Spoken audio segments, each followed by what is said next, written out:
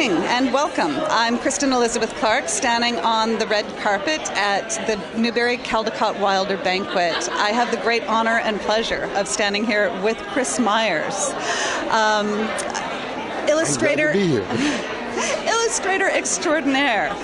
You won a Caldecott honor for Harlem. And yes, a Caldecott honor for Harlem, which was one of the most thrilling moments in my young life. I was like 22 when that happened,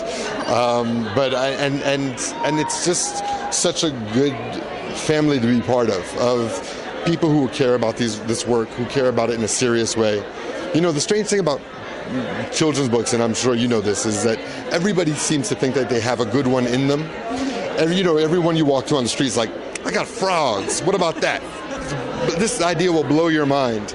And it's great to be around people who understand how hard it is and who understand how much work we put into these things, because we care about the kids and we care about the literature and we care about the work that this work does in the world.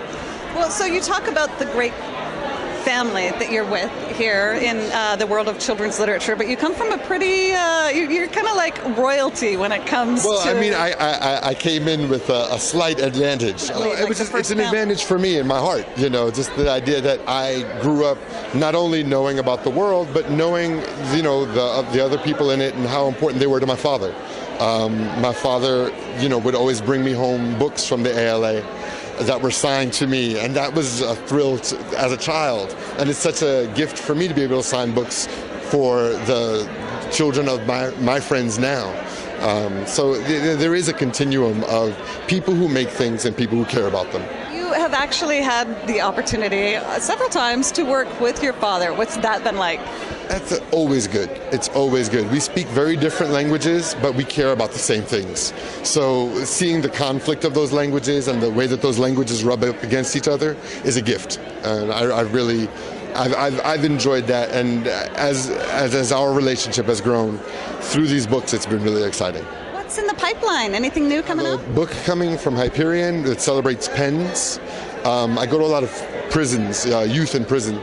And when I get there, they always ask me the same questions. They say, what kind of car do you drive? What kind of house do you live in a mansion? And they're asking me the same question. They're asking me, what kind of power do I have? And I tell them, the main power I have is that I'm very good with a pen. And this is the kind of place that celebrates that kind of goodness. I'm also doing my first YA, which is a story of Joan of Arc.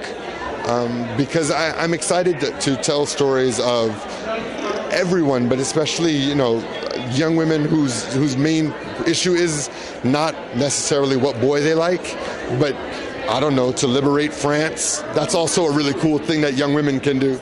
I really look forward to reading that. And is that coming out anytime in the near future? I'm turning it in next month, and so it should be both of them should be out in about a year.